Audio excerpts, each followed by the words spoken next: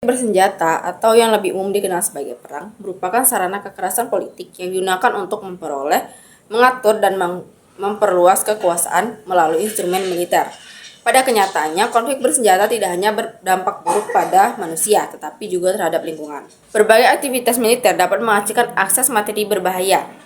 Sejumlah peristiwa menggambarkan kerusakan lingkungan yang diakibatkan oleh konflik bersenjata, salah satunya yaitu Perang Vietnam yang melibatkan penggunaan lebih dari 20 juta galon herbisida untuk merusak hutan dan menghancurkan panen guna mencegah suplai logistik tentara Vietnam. Kerusakan lingkungan tidak hanya meliputi kerusakan dalam skala yang masif, jangka panjang, dan berdampak luas saja, namun seringkali mencakup collateral damage. Collateral damage terjadi ketika suatu serangan militer menimbulkan akibat lain yang tidak diperkirakan sebelumnya atau tidak diharapkan.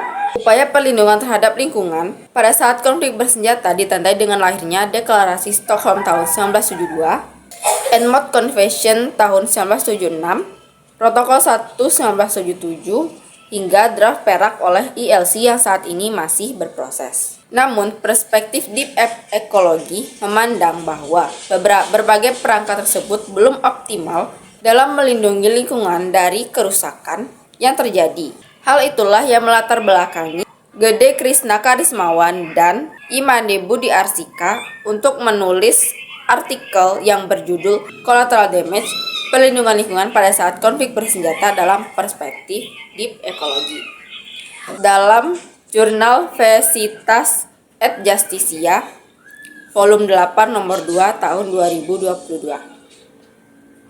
Dan saya, Feby Indriani dengan NIM B1A1244455 akan mereview artikel jurnal tersebut.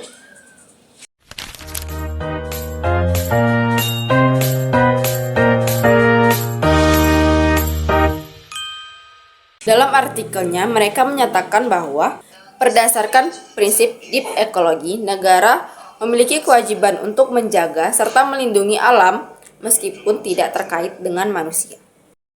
Ekologi merupakan filosofi yang mengeksplorasi hubungan antara manusia dan lingkungan dalam perspektif moral dan etika, serta mencoba mendefinisikan tanggung jawab manusia dan tindakan yang benar. Perspektif deep ekologi menilai bahwa lingkungan harus dihormati dan dilindungi karena lingkungan memiliki nilainya tersendiri melalui pendekatan biosentrik dan ekosentrik.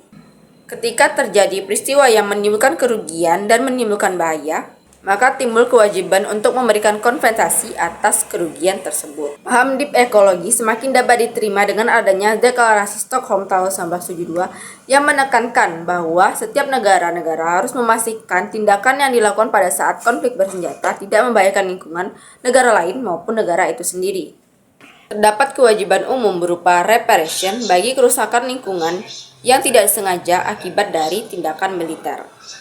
Perlindungan terbaik bagi lingkungan alam adalah dengan mencegah adanya tindakan yang dapat merusak lingkungan dengan menyediakan disinsentif ekonomi terhadap produksi persenjataan dan melalui mekanisme pembiayaan.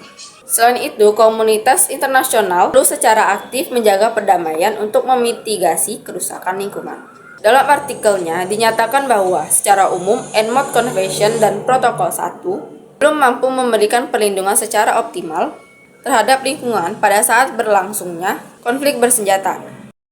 Kedua peraturan tersebut dianggap hanya mengatur dampak yang meluas, jangka panjang, dan parah, dan menetapkan rule of reason atau kriteria pelarangan yang tinggi sehingga suatu negara dapat melepaskan diri dari pertanggungjawaban meskipun tindakan tersebut jelas menyebabkan collateral damage. Sebagai solusi terhadap standar yang tinggi, terdapat beberapa remedies dengan beban pembuktian yang lebih mudah dipenuhi. Perlindungan lingkungan yang efektif selama konflik bersenjata hanya mungkin terjadi secara universal melalui kesadaran kolektif atas equality. Oleh karena itu, negara-negara diharapkan untuk memuat konvensi dalam pedoman dan pelatihan militer. Rancangan perak diharapkan dapat mengakomodasi self-realization dan equal treatment terhadap lingkungan alam melalui pencegahan konflik. Secara keseluruhan, artikel ini layak untuk dibaca karena Topik yang termuat di dalamnya masih terbilang fresh dan dapat dijadikan bahan bacaan baru di tengah konflik global yang memberikan dampak terhadap kerusakan lingkungan. Penulis juga memberikan beberapa contoh kasus nyata sehingga topik ini menarik untuk ditelaah lebih serius. Penulis memberikan kajian teori yang kuat sehingga memperkaya argumentasi dan memperdalam analisis.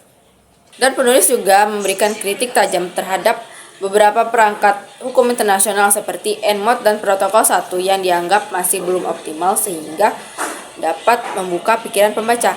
Selain itu, penulis memberikan sumber-sumber yang relevan terhadap isu terkait sehingga dapat dipastikan keakuratan dari artikel ini. Sekian dari saya, terima kasih.